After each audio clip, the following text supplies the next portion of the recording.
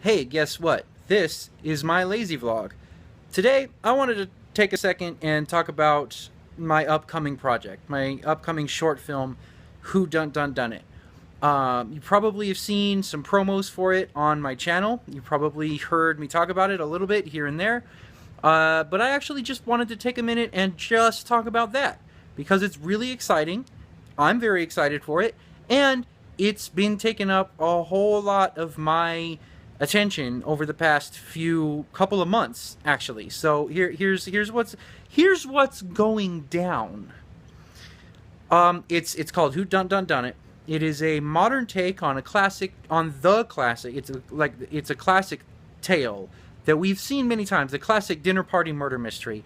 We've seen stuff like this many times. Yes, that is true. But there's a twist. The twist is it takes place in modern day. Okay, so in modern day, middle class suburbia. Okay, so everyone has a cell phone, but there's always a reason why they can't use their cell phone. The neighbors are right next door, but there's always a reason why they can't go next door and ask for help. It's a regular day. There's no storm that cuts to the electricity. None of the tropes. Usually you see these kind of dinner party murder mysteries and it takes place in a big house, a big 18-bedroom mansion. And there's a storm that cuts off the power and the neighbors aren't nearby and there's no phones and it takes place, 30, 40 years ago. None of that. It's modern day, present times, middle class suburbia in a house, okay, that is too small to have a maid and a butler, but does for some reason. And that's part of the joke. That's part of the humor in it. That there's no reason for this small house, this small middle class suburban house, to have a butler and a maid, but it does. That's part of the joke. There's humor in this. It is a comedy. That's the whole thing. There it is. Okay, so I'm not going to give away the whole thing, the whole plot here, but that's the basic idea, and it is very, as the guy who wrote the script, I can tell you, it is very Monty Python-esque meets Mel Brooks-esque, which are two of my favorite comedic stylings. Like, I grew up watching Monty Python and Mel Brooks, and those are my favorite kind of comedies.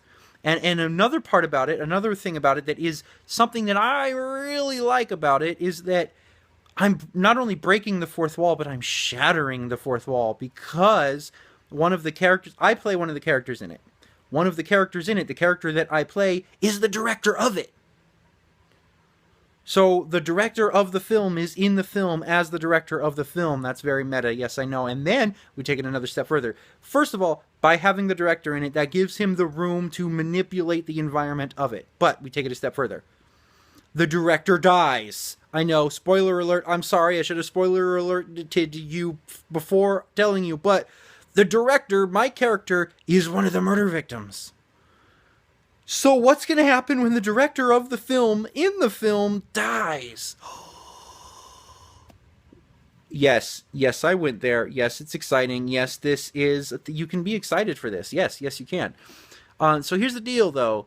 It's going to cost some money to put this together. I'm actually, it's a proof of concept, first of all, which means that we're going to take this film, this short film, we're going to get it into festivals, as many festivals as we can get.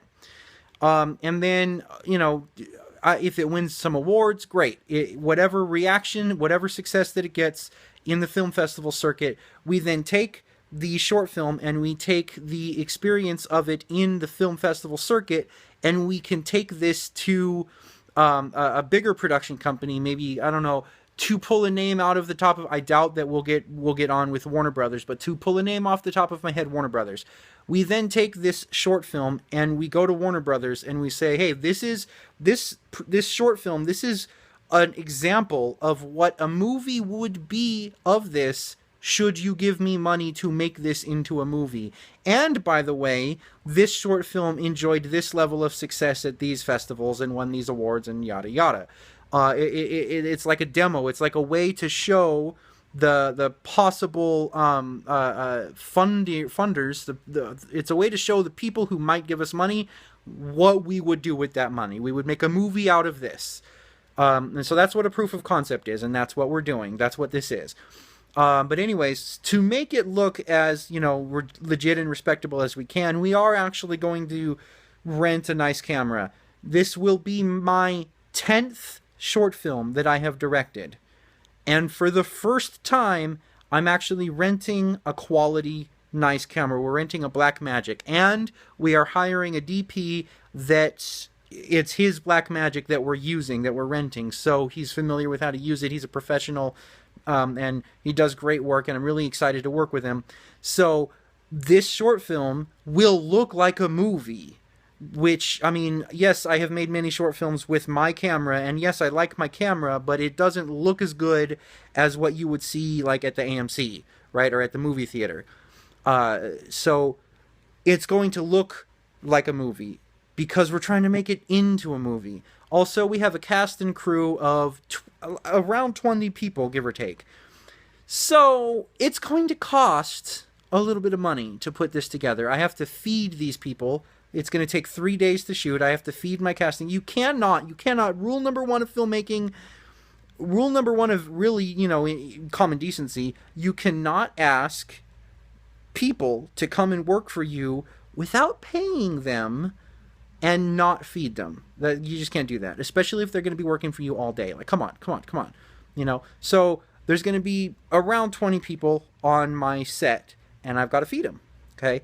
And I've got to pay to rent the camera. And it'd be nice if we could get some better audio recording. I have audio recording equipment that I use it all the time in Filmmaking Like a Boss. And in the last few short films that we did, that you can see on my channel, the link in the place.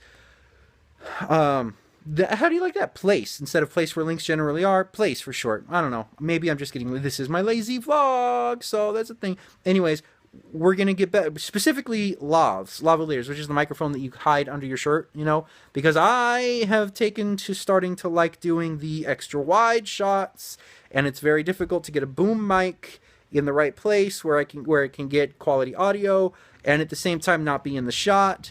And me and my sound guy, Aaron, it's been a ongoing thing back and forth, because I keep doing these wide shots, and he can't get in the wide shot to get sound, and yeah, so it'd be nice if we could get lavs to do this with. We can do without if necessary, but it'd be nice. It would mean easier and better audio.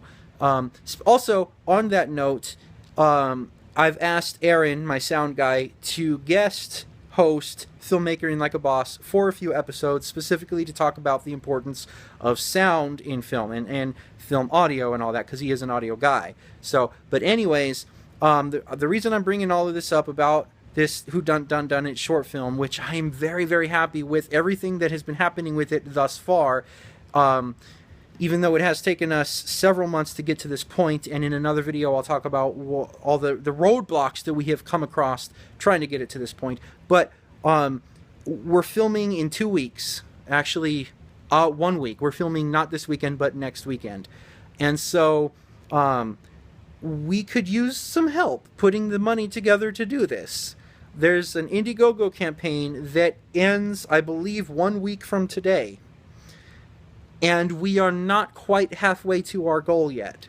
So if you could maybe consider checking out our Indiegogo page, looking at what we have there, and maybe consider donating to it. Maybe if not, if you can't donate to it, that's fine. You can still help the project by sharing it with people on the social medias and stuff. I would really appreciate that, and so would the rest of my crew. It is being co-produced by me and my production team, EAG Productions, or Easily Amused Group Productions, if anybody doesn't know. And it's being co-produced by LABAFA, the Long Beach Acting and Film Association, which I am a prominent member of. You can see my LABAFA award back there. And I spoke at the group a few months ago. That video is also on my channel. It's